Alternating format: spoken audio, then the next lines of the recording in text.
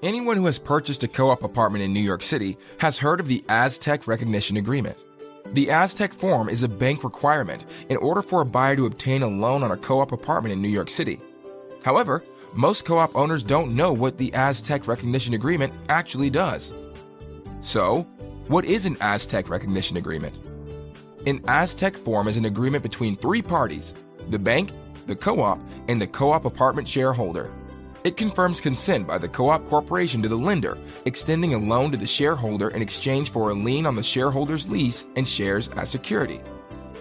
Why is an Aztec Recognition Agreement needed? Aztecs are required for co-op loans because of the unique ownership structure of co-ops. Whereas with a condo or house, the buyer has fee simple ownership and a deed to the property. For a co-op, the buyer purchases shares in a corporation.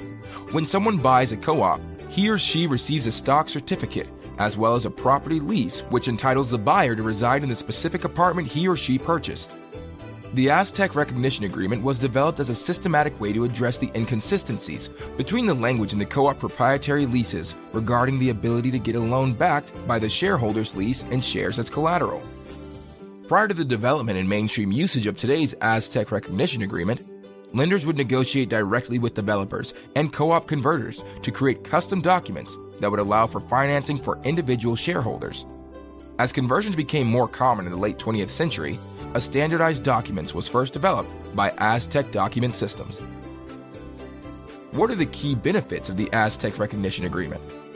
Aside from facilitating loans for co-op apartments in New York City, another key benefit of the Aztec Recognition Agreement is the notification provisions which permit the bank to monitor the shareholder's timeliness of maintenance payments.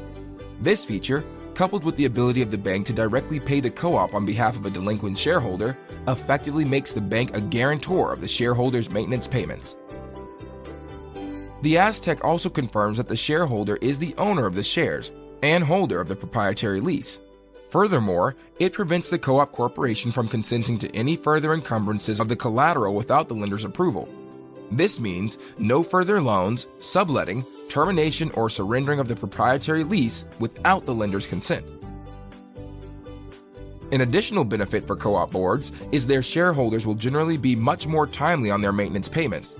If a shareholder is being difficult or in actual default, all it often takes is sending a copy of a notice to cure to the shareholder's bank. This works wonders, as most shareholders are more afraid of being in default on their loan than being late on their maintenance payments. It's important to note that a co-op corporation always has a first lien on shares and leases.